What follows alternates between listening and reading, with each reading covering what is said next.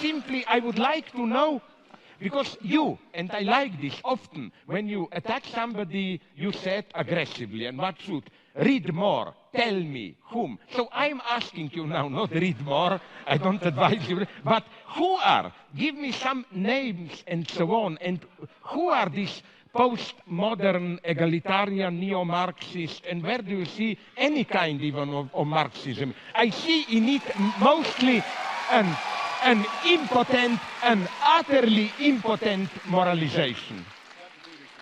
Please, I'm so sorry that I was too No, that's no long, problem. please. Well, I mean, organization like Jonathan Haidt's, what's it called?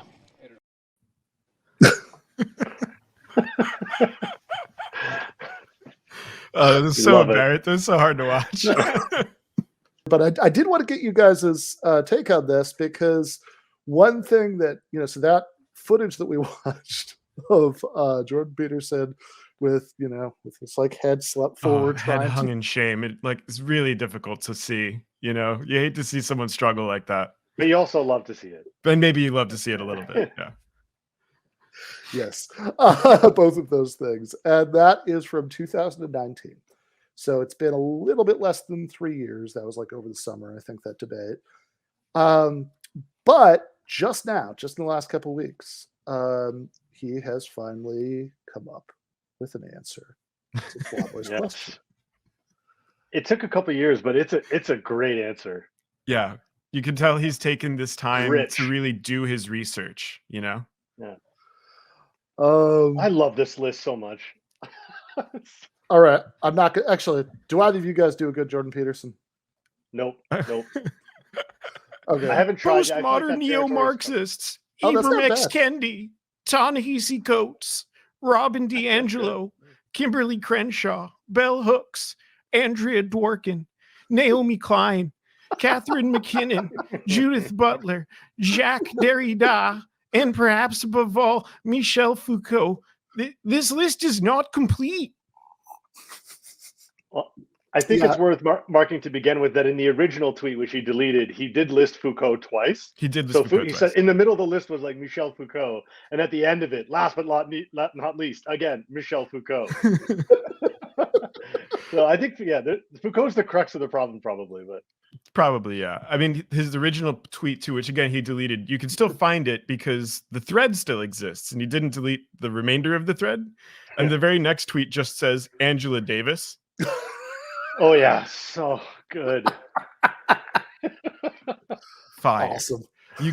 I couldn't have made it up. Like, it's the best. Yeah, did you have a favorite on that list of you're surprised that they made it on there, or psyched to see them make an appearance? Well, I mean, I will say I have a favorite on that list, which is Catherine McKinnon. Noted postmodernist and neo-Marxist. Yeah, both of those things, right? Definitely both of those things. Yeah. Definitely both of those things. Didn't she write a piece against, a major piece, against postmodernism? Yes. Yeah. That doesn't really matter, though. That one's pretty good. That's pretty good. I think that I like the juxtaposition of actual anti-capitalists like Naomi Klein with Robin DiAngelo, famed corporate consultant and guilt monger. I mean, non-rhetorically, how many total pages of any of these thinkers do you think he's actually read? 5. He might have had to read Foucault or something, and I don't know when he did graduate school, but maybe. Yeah, maybe. maybe. You think so? I mean, probably not. The honest question. That's true. Because he's like a clinical psychologist. I think in the 90s is when in the social sciences there was real kind of traction. Foucault got real kind of traction, but yeah, I don't know in psychology. So the list is very funny for a lot of reasons, and maybe we can talk a little bit about what's going on with this meme, right? Which has been floating around for much. I mean, when Zizek brought this up at that debate, it was because he had been talking about so-called postmodern neo-Marxism for years already, right? And I guess we should try to figure out what he thinks that means, because I still have no idea. Go ahead. No, go ahead. I found one place, I think he did a blog post, which you can find on his site. And he also gave a talk at York University in Toronto, think maybe 4 years ago. And there he says something like, the definition goes something like, well, postmodernism is the idea that any interpretation goes, right? So like there is no, we can't epistemically, regulate and validate interpretations, that they are just, all interpretations are potentially valid. We can never adjudicate between different interpretations of the world. It's total nihilistic chaos. Right. A thing that famously anyone has ever thought. But I think okay. that, Marxists, in their attempt to like scientifically understand the economy, famously adhered to this postmodern view. But then, so yeah, the first part is that there's, interpretive chaos, right? Any interpretation goes, right? That's what he says. The first part, full interpretive chaos. And then, and the second part is like, well, you actually can't really navigate the world. This is what he says. You can't navigate the world, but any interpretation goes. You need some interpretations, and so Marxism just happens to be like a convenient one floating around, like a convenient interpretation floating around. That doesn't really matter whether it's true or false. It gives our resentments and our desire to like attack people that are successful or whatever. It gives an interpretation of the world that is like practically rewarding, let's say, right? So that seems to be, I guess, how they go together, is that the postmodernism leaves you confused. Well, once you're confused, the Marxism comes in and tells you, no, like, listen, I know we don't really know anything, but at least you can hate rich people. Like that's basically, I think, how he views. That's cool. Them going together, which is cool. Yeah. Yeah, that is cool. And I guess then, like, why not just Marxism? Why neo-Marxism? Is because like it is also somehow actually unmoored from like material relations and has nothing to do with class, right? So like and like other grifters who we've spoken about like do this too. James Lindsay talks about so-called like race Marxism, and he's like, oh, it's just Marxism, but where you swap out all class concepts for race concepts. And it's like, first of all, what are you talking about? How would that work? That's like, that's what neo-Marxism means. Neo-Marxism means, yeah. It's like, the Marxists used to talk about bourgeois versus proletariat. The neo-Marxists talk about like women versus the patriarchy, or like, queer people versus like hetero patriarchy. Yeah, then you could have like Christian neo-Marxism, where you talk about like God and the devil instead. Hell yeah, absolutely. Yeah, it'd still basically be the same thing. You do need some kind of like Manichaean antagonism, right? But it really doesn't matter what it is. It could be anything, really. And I just do love, like, you were talking before, Ben, your course on capital sounds very exciting. But like, imagine what it would look like to take any part of Capital, right? The book is 3 volumes long. Just pick any chapter from Capital 1, like chapter 10 on the working day, and be like, yeah, just sub out all the class concepts for race concepts. What would that mean? What does that mean? Well, instead of the working day, it would be the workplace anti-racism training. Ooh, yeah. The seminar, the sensitivity training. That's how they're extending the working day by like making you go to more and more. The DEI seminar. DEI initiatives. Yeah. Okay, so that's a pretty incoherent mashup of nonsense ideas. So this is we're cooking already. This feels good, Yeah. I mean, one thing I guess I would say semi-seriously on that is that, I mean, not very, because I don't think that'd be appropriate, but like, is that it is like, we do know what Peterson read of Marx, at least, right? Like, that's public. He said the Communist Manifesto, we do right? Now. He was forced to read the manifesto. He read the manifesto. Yeah, because he wasn't going to read any Zizek. Oh, Lord knows. Certainly not. So I thought, well, okay, I don't have time to do that, right? So I'm just going to like read the Communist Manifesto, and that's where all the trouble started, he said. And sure. I don't know what he got out of it exactly. Very unclear. But I think that bad guys and good guys, I think he has a very biblical, or at least his understanding of the Bible. Yeah, Bible as filtered through Joseph Campbell. Yeah. It's really an impressive intellectual feat he's performing here with this synthesis. But what did he get out of it? Well, I was just gonna say it does seem like that's revealing, right? Like that it's not, because it's not like, I mean, if you tried to substitute out any part of Capital and like, do the global search and replace function, for like to do, I don't know, whatever, black people and white people, or, gay people and straight people or men and women or whatever, right? None of that would make sense even at the level of like the chapter titles or anything. No. It would immediately become incoherent.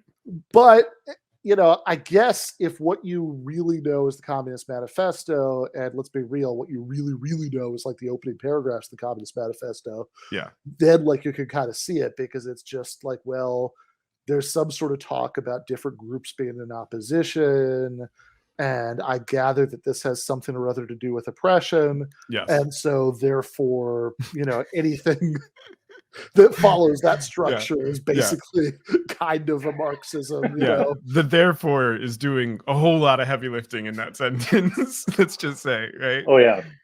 I mean, like what's frustrating, among other things, is that like, look, like anti-racist and like feminist, anti-patriarchal struggles theorists and like activists have worked very hard for decades to figure out how precisely to articulate their critiques of the hierarchies that they're, specifically concerned with, and a sort of more Marxist historical materialist analysis of capitalism in its specificity. And then you get this goober come along and just be like, it's all the same, or nothing matters. It's wildly like irresponsible at the level of like the actual state of the discourse. I hesitate. I go back and forth hesitating how much to actually engage with substantively, whether any of these like thinkers or writers fit into the postmodern neo-Marxist thing. Like, I think you could. I think under his definition, right, you could kind of just fit anything. Anybody that actually, let's say, like cares about justice or something, or expresses a sentiment like there's injustice in the world, maybe we should ameliorate it. Like that for him, I think qualifies as postmodern Marxism, right? Like it's any injustice you find, and you can obviously, as soon as you identify an injustice, there's going to be, if you're smart, some perpetrating entity and some, victimized entity. And then as soon as you get into that, like, well, somebody had to be subjected to the injustice. Well, as soon as you talk about any group of people being subjected to injustice, now you're in group warfare, which is one step away from class warfare, which is like one step away from totalitarian, like, gulags. And it's definitely it's definitely totalitarianism in Nietzsche. We all know that. 100%. Yeah. They are coming. I wonder how that. Yeah. I just like, I wonder how that gets traction. Like, I genuinely wonder. I mean, I guess more Marxist question would be to ask, instead of engaging with the details of whatever crap he's saying here, like, why does this sentiment, why do his ideas, like, why do they have traction? How can the idea that like DEI programs, which I think can be oftentimes as ridiculous as anyone else thinks it might be, how do you actually get there from there to we are actually sliding into a Stalinist regime? And I know you can say that, and we can logically critique it. Obviously, it's dumb, but it has salience for people. Like, same with like COVID restrictions being like one step away from gulags and all that. Yeah, I know what you mean. I think like, well, so the first thing I want to say in response to this is that like one of the great ironies of Jordan Peterson using this language as like a damning epithet is that his shtick is the most postmodern gibberish that you could possibly encounter. Just like an incoherent mashup of like half-formed ideas, like I said, from like Campbellian theories of myth and like the great chaos feminine dragon, Jungian archetypes. Jungian archetypes. And we could even talk about is like, I mean, it's really specifically like, I mean, you guys listen to, if you haven't, then I wouldn't encourage you to. But like, if the way back in like 2018, I think when Peterson first started to really blow up, he went on Sam Harris's podcast, and I think it was called Waking Up back then, and he did this like long conversation with Sam Harris where they ended up just talking about truth the entire time. And is this around the time where he was talking about logos a lot? Yeah, he had a logos phase. Him and Derrida. He actually has more in common with Derrida than you think.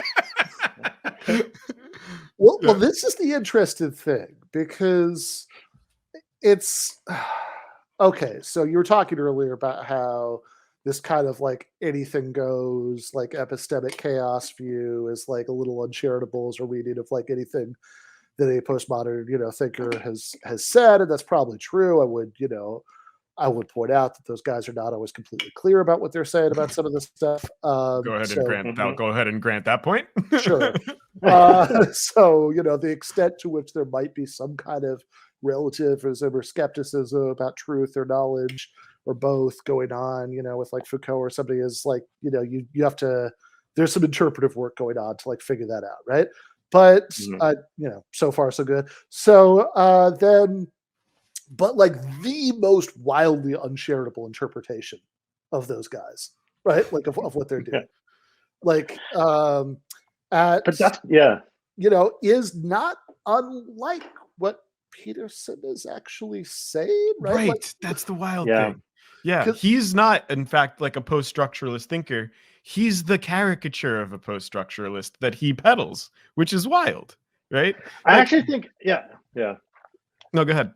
No, I also think that like Zizek hits the nail on the head when he calls it, I can't remember how he described it, but he basically said this whole postmodern neo-Marxism sounds like something like moralism. Like it's just a way of trying to dismiss and devalue a bunch of stuff in advance. And I think that's ultimately what the issue is for him, is that all of those names just seem to float around in an ether that he associates with a kind of ethical crisis. And like for me, the postmodern part of him is that it always seems to me that regardless of the various different iterations of his arguments, it always comes down to something like an ethical argument, like the ethos one has to try to cultivate in this world of chaos. And in this world of chaos, we're being told all these confusing things. You can't run a civilization with these gender ideas, and you know what I mean. It's a pragmatist, like functional argument, right? Very it's like much so, yeah. It isn't about truth. It isn't about. It's like it is nothing. Nice. It's a very postmodern argument, which is like these are different. This is a way of interpreting the world. It's a Nietzschean argument in a certain way, right? A way of interpreting the world that brings with it a certain set of dispositions and behaviors, and like for him, the kind of Judeo-Christian, whatever he means by that, right? The Judeo-Christian, whatever he means by that, that's a way of interpreting the world that like seems to be really functional for the kinds of societies we had maybe in the 50s or something. You know what I mean? Like back in the 50s, back when the world made sense. Yeah, so it really is postmodern neo-Christianism. I'm sorry. Yeah. Well, the reason it's like a reactionary version of like this postmodernism, like, I think you're right that there's like a very Nietzschean line about it, right? Like, oh no, here we are. Looks like God is dead. What are we going to do now? Right. Yeah, nice. But of course, like Nietzsche says, like, well, time to start creating your own values. And Peterson's like, go back to the way we thought about gender in the 1930s. Like this is a totally different, pseudo biology. Like don't actually study biology, but like, so that's the weird thing, is that he does want to sometimes say that there's some pseudo biological basis for the fact that Western, like what he considers to be like Western institutions and traditions are the most functional and right ones. I guess it's grounded in kind of social Darwinian ideas, sociobiology, really Darwinian. I don't know, but so he does try to like smuggle in every now and then a biological basis for his thoroughly postmodern like functional pragmatism. Yeah, I mean, it feels so when he talks about biology, it always feels like it's some sort of weird fable that's like, fable's the right word, biological like language, right? But because he'll say a little bit about sexual selection, and he likes that, right? He's super into that stuff now too. Yeah, so he had the algorithm unfortunately sent me one of his videos, which was one of these like, how do women choose men? So he has I didn't click on it, but that's a nightmare. I don't even want to contemplate what that would be about.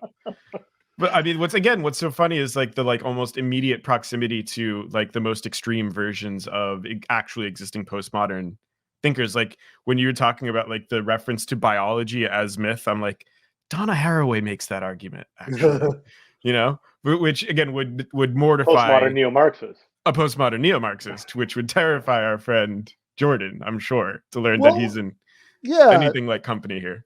Yeah, I mean, so there are two things. Like one, I mean, yes to all of that, and then like also like when he actually talks about, you kind of said this earlier, but I mean, just kind of underline it and circle it. Like when he actually talks about truth, like he does for like an hour or so in that conversation with Harris, because I think this is like very early Peterson, and he's like, I don't know, I think he's nervous, and he goes on about it for a really, really, really long time.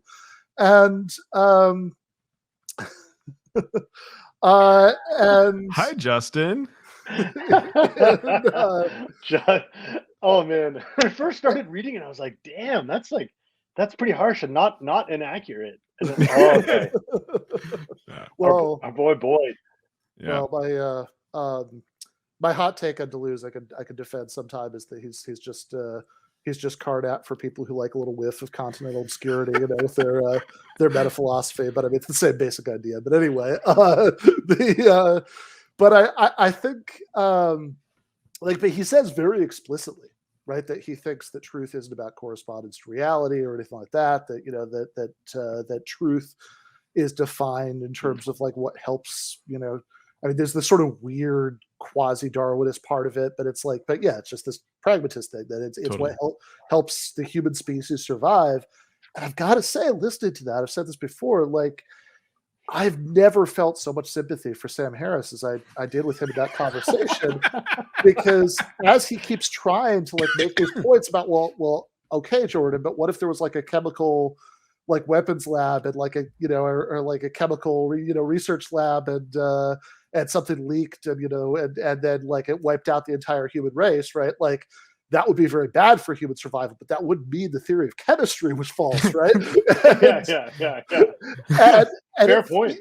It just sounded like nothing so much as like an overworked, kind of harried adjunct professor trying to explain something to the world's most confused undergraduate. You know, it's like no, but I don't think the truth is, well, okay, but what about the chemical weapons lab? You know, and it's, again, this is like the thing that at my least charitable, right, when I'm trying to figure out like what some like post-structuralist thing is saying, and, you know, and like at like my most mean-spirited interpretation of what they're saying, it's basically that. Yeah, that actually is really a nice example, because I think it lets me put, and let me know what you all think of this, like my finger on one of his basic confusions, which is actually, I think, endemic to a lot of conservative discourse on this stuff, where like they take social construction to mean like anti-realism, right? Like, so if, for instance, we make the case that like there is an element of social construction to the process of scientific knowledge production, so that, you know, we might have to, if we're depending on which sociologist of science we're reading, like how seriously do we take, you know, the internal culture of the group of scientists who formulate these chemical processes. That doesn't mean anti-realism, right? And like the best example of this, I forget, someone said this to me recently, like houses are also socially constructed, and they're pretty clearly real, right? And so like, but he, I think, can't disarticulate these things. So when he hears people talk about how like gender is socially constructed, he thinks that means that there's a denial of it having any sort of ontologically real status, so that then you can just like, you know, say or do whatever you want, and there's no consistency to it. But that's just not what any social constructivists actually think. Right? Yeah, I mean, yeah. No, go ahead, Ben. I was going to say, I mean, to be fair, I think at least on a sort of grassroots level, you know, a lot of leftists actually do use phrases like socially constructed in ways that are a little bit ambiguous between those two, right? Like, you know, is Totally. You know, like, do you think that, you know, I don't know, in some ways a slightly less complicated example, but I mean, like, do you think that, you know, race is like that, like race is a real thing, but it's just a sociological thing, right? Right. Or do you think that, you know, there's no such thing, that, you know, that it's a, you know, it's a nonsense category? And there are people who actually think both of those things, and will, Sure, like, you know, and will like defend like articulated versions of them. yeah, But my sense talking to a lot of people is that phrase socially constructed in practice kind of often lets them not have to quite pick between those two.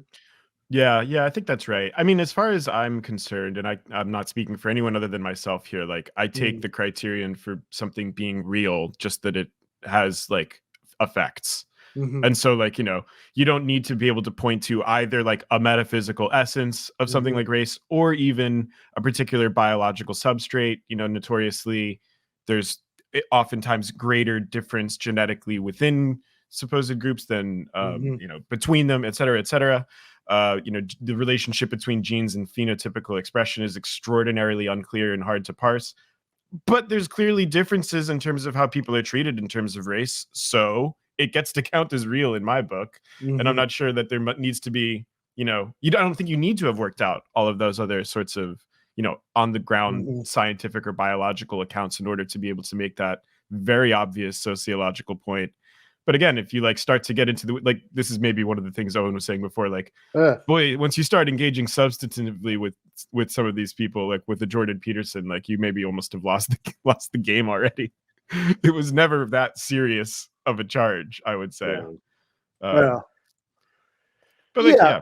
yeah. Yeah. Go ahead, please. No, go for it, Owen, please. Yeah, I mean, another like charitable way of understanding, I think, some of the stuff he's dismissing as postmodernism and Mm.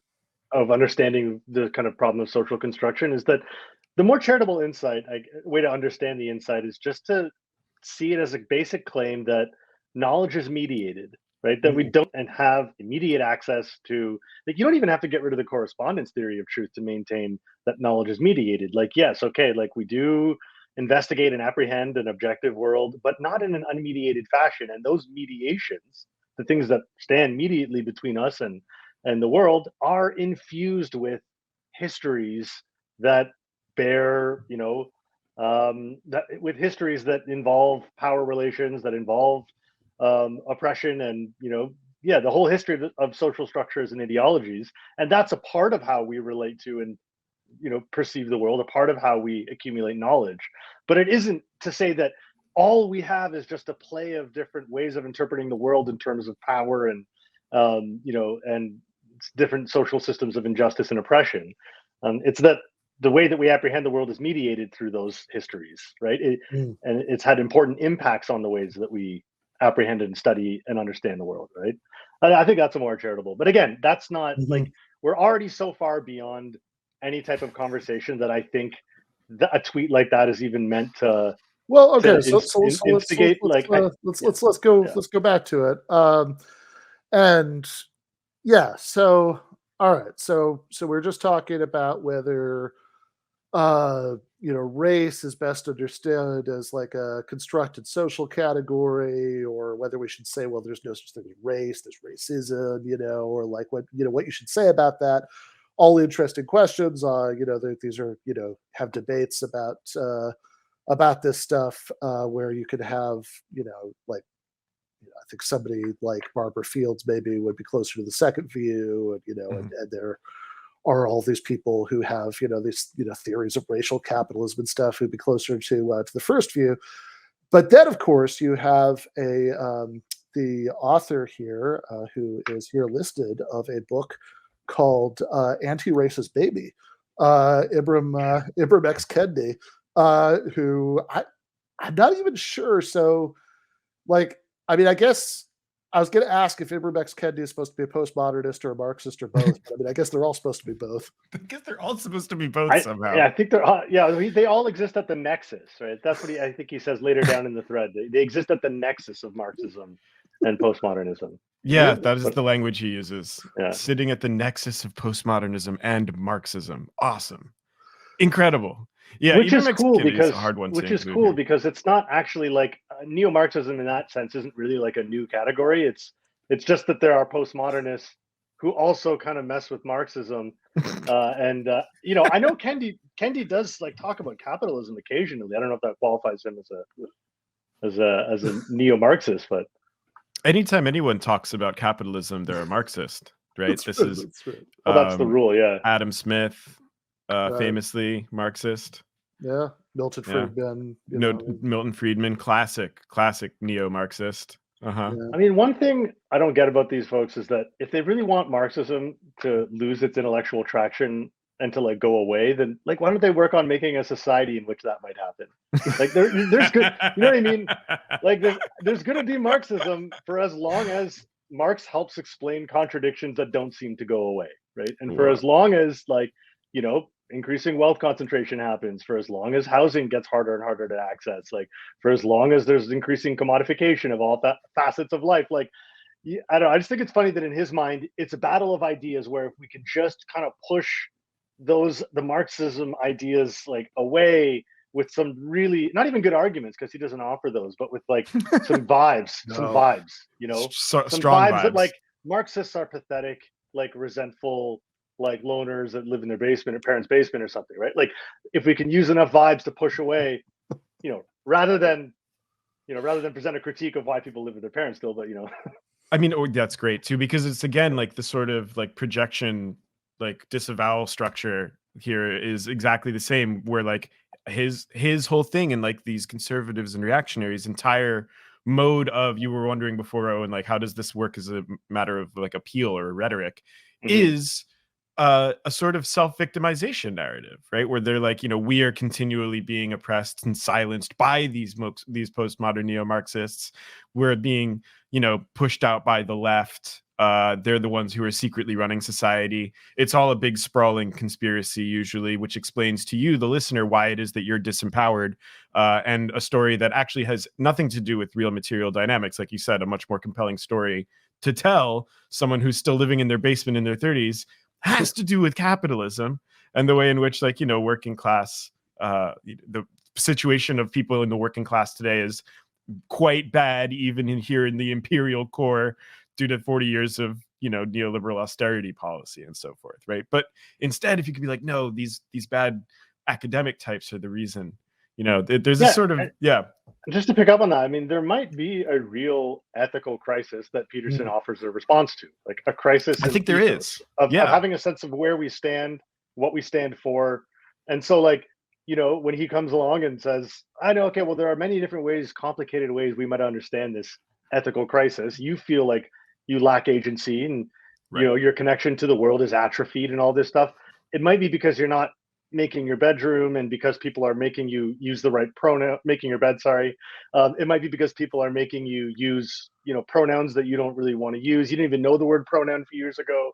And that's why you're in this ethical crisis. And you know, obviously, as per usual, the left has a more compelling explanation. Like, yes, there has been an atrophying of our connections to other people through different forms of class solidarity and whatever, right? So, but his explanation, it has a certain amount of traction, because I think it does, I guess, index something real, some kind of real ethical crisis. That I mean, people like, I mean, I think he's keyed into, you know, to a real sense of alienation, atomization, and he talks like, and I think that, you know, the sort of you know, the young men who he's always talking about, who, you know, come to him, you know, they have, like, I think are oftentimes, you know, like dealing with feeling like their life isn't going the way they wanted it to go, like like they, you know, like it's hard, you know, they haven't got to the point where they, you know, they wish they'd gotten, etc. Fair enough, right? But then the question, you know, just to start with, is whose fault is that? And his answer is, well, on the surface, his answer is, it's your fault, right? Because you don't, you know, clean your room and, you know, stand up straight with your back up, and, you know, and all of that stuff, which at least, which, let's be clear, I don't do either. You know, I have a dirty room and I have a terrible posture. So far I'm hook, line, and sinker.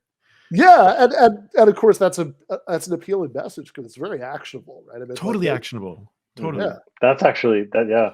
I mean, much easier. Those are goals you could achieve, Gil. Yeah, much easier. It's a hell of a lot. It's a hell of a lot more actionable than like the things that actually need to be done. You know? Yeah, like, oh yeah, we need to like figure out how to disarticulate state power and capitalist power. So I guess we'll start building some sort of like trade unions. This is going to be a long fight. We need to overcome this atomization. It's like, okay, damn, well, that part of that is the destruction of labor unions. So how do we reconstitute those? And, you know, it's you know, now you're down a pragmatic path that is significantly more complicated than very complicated. You know, making your bed and, you know, disrespecting other people who you feel are less powerful than you. It's way easier to do that. Yeah, totally. It's way easier to do that, right?